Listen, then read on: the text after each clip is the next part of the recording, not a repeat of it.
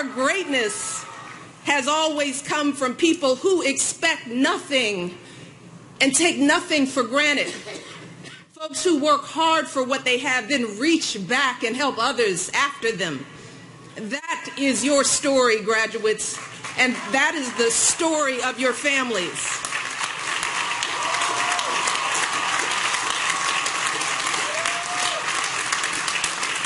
And it's the story of my family, too. As many of you knew, I grew up in a working class family in Chicago. And while neither of my parents went past high school, let me tell you, they saved up every penny that my dad earned at his city job because they were determined to send me to college.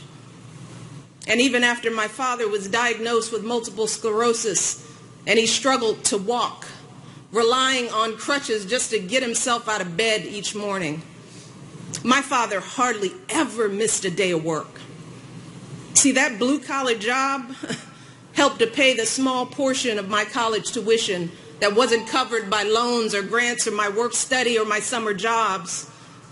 And my dad was so proud to pay that tuition bill on time each month, even taking out loans when he fell short.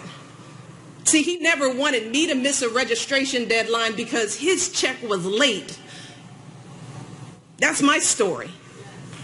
And graduates, you all have faced challenges far greater than anything I or my family have ever experienced. Challenges that most college students could never even imagine. Some of you have been homeless. Some of you have risked the rejection of your families to pursue your education. Many of you have lain awake at night wondering how on earth you were going to support your parents and your kids and still pay tuition.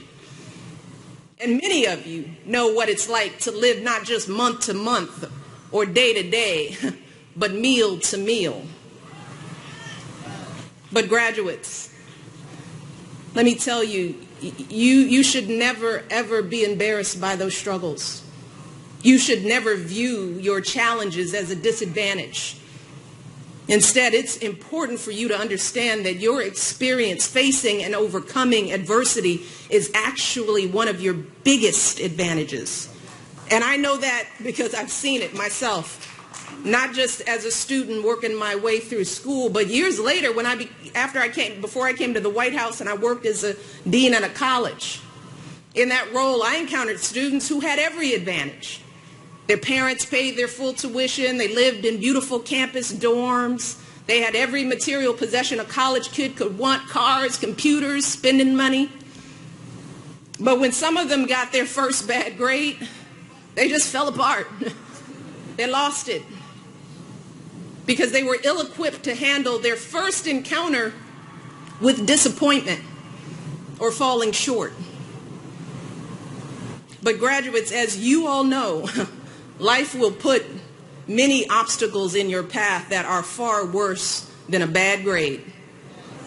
You'll have unreasonable bosses and difficult clients and patients. You'll experience illnesses and losses, crises and setbacks that will come out of nowhere and knock you off your feet.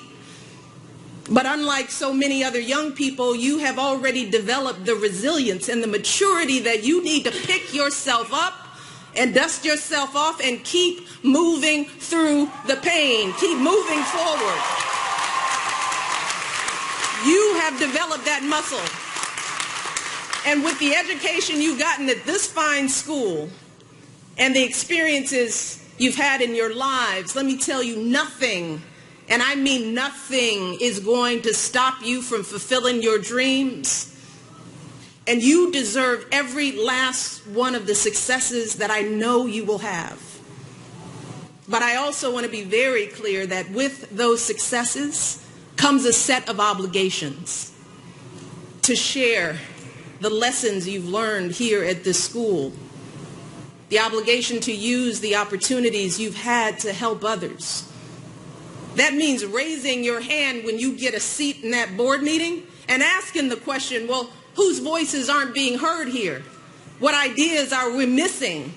It means adding your voice to our national conversation, speaking out for our most cherished values of liberty, opportunity, inclusion, and respect, the values that you've been living here at this school. It means reaching back to help young people who've been left out and left behind, helping them prepare for college, helping them pay for college, making sure that great public universities like this one have the funding and support that they need.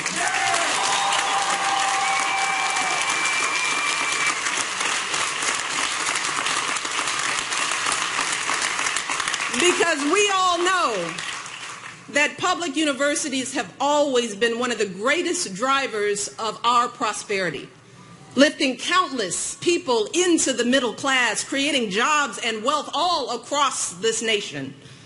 Public education is our greatest pathway to opportunity in America. So we need to invest in and strengthen our public universities today and for generations to come.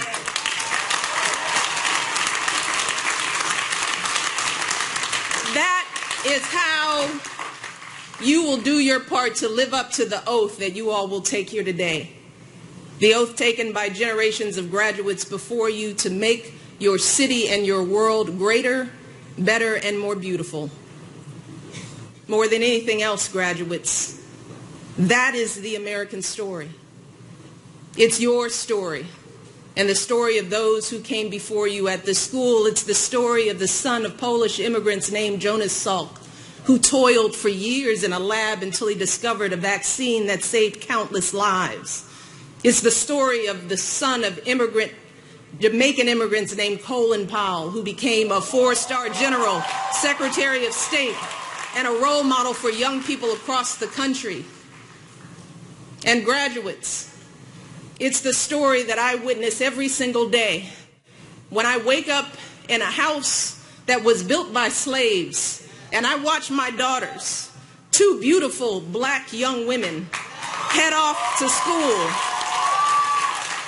waving goodbye to their father, the President of the United States, the son of a man from Kenya who came here to America for the same reasons as many of you, to get an education and improve his prospects in life. So graduates, while I think it's fair to say that our founding fathers never could have imagined this day, all of you are very much the fruits of their vision. Their legacy is very much your legacy and your inheritance. And don't let anybody tell you differently. You are the living, breathing proof that the American dream endures in our time. It's you.